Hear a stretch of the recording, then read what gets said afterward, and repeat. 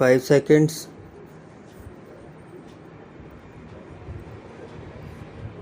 Section 3 of the Tariff Act is a charging section. Section 3, subsection 6 makes the provision of the Customs Act applicable.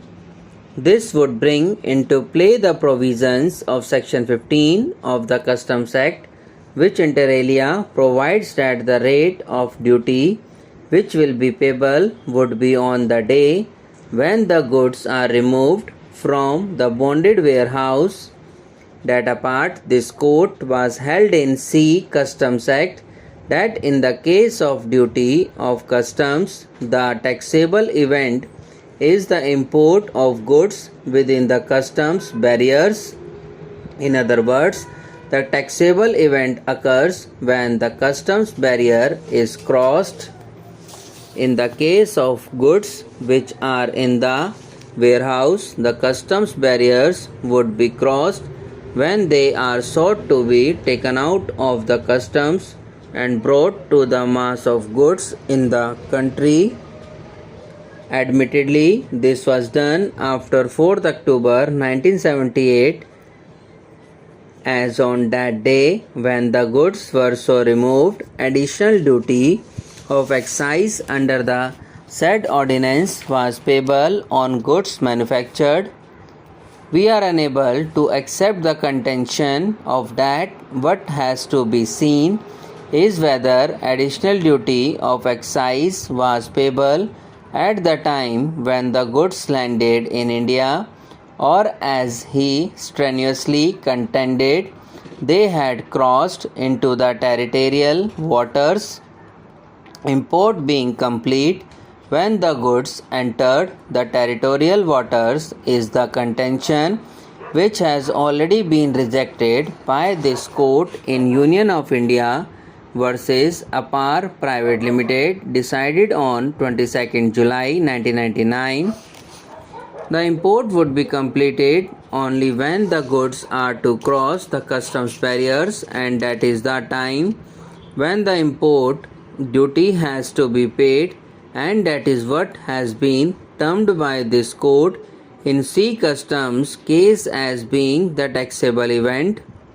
The taxable event therefore being the day of crossing of customs barrier and not on the date when the goods had landed in India or had entered the territorial waters, we find that the additional duty of excise was leviable, and therefore additional duty under Section 3 of the Tariff Act was rightly demanded from the appellants. A priori for a sale or purchase to qualify as a sale or purchase in course of import, the essential conditions are that such sale shall occur before the goods had crossed the customs frontier of India, and the import of the goods must be effected by such sale or purchase. Arguably, for sale or purchase of goods to be regarded as sale or purchase in course of export, Section 5(1) of the CST Act provides for the following conditions. 1.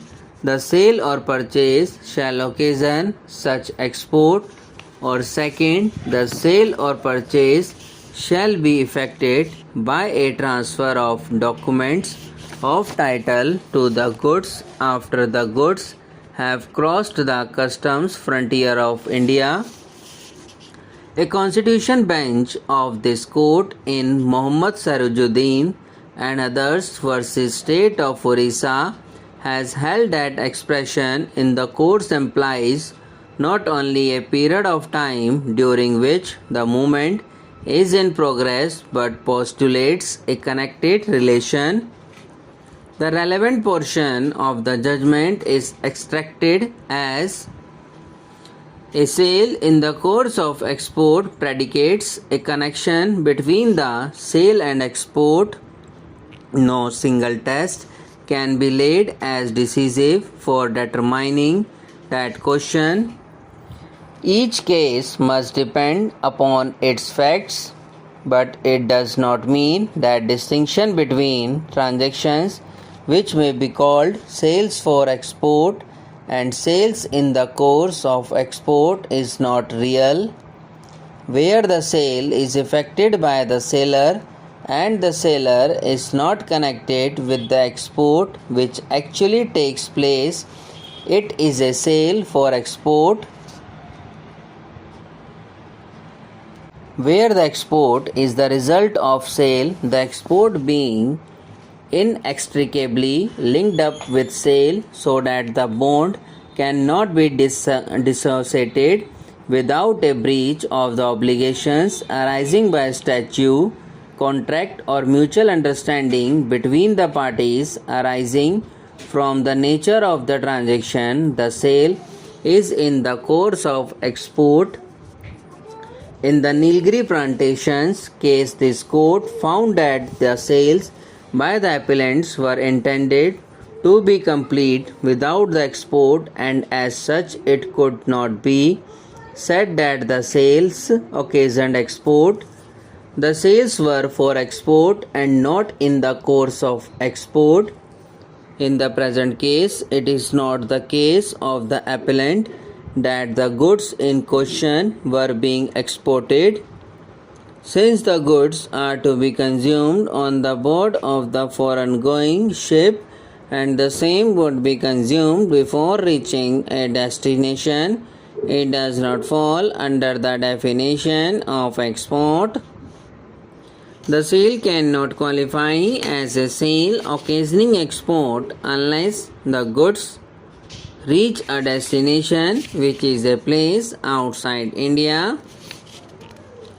Further, since the goods have been sold from the bonded warehouse and had crossed the customs port or land customs station prior to their sale, it cannot qualify as a sale in course of export within the meaning of section 5(1). Read with section 2AB of the CST Act. Even declaration made under section 69 where the sale is effected by the seller and the seller is not connected with the export which actually takes place, it is a sale for export, where the export is the result of sale, the export being inextricably linked up with sale so that the bond cannot be dissociated without a breach of the obligations arising by statute, contract, or mutual understanding between the parties arising from the nature of the transaction. The sale is in the course of export. In the Nilgiri plantations case, this court found that the sales by the appellants were intended to be complete without the export, and as such it could not be said that the sales occasioned export. The sales were for export and not in the course of export. In the present case, it is not the case of the appellant that the goods in question were being exported, since the goods are to be consumed on the board of the foreign going ship and the same would be consumed before reaching a destination. It does not fall under the definition of export. The sale cannot qualify as a sale occasioning export unless the goods reach a destination which is a place outside India. Further, since the goods have been sold from the bonded warehouse and had crossed the customs port or land customs station prior to their sale, it cannot qualify as a sale in course of export without the meaning of section 5(1). Read with section 2AB of the CST Act. even declaration made under Section 69. Subscribe now and press the bell icon. Never miss an update.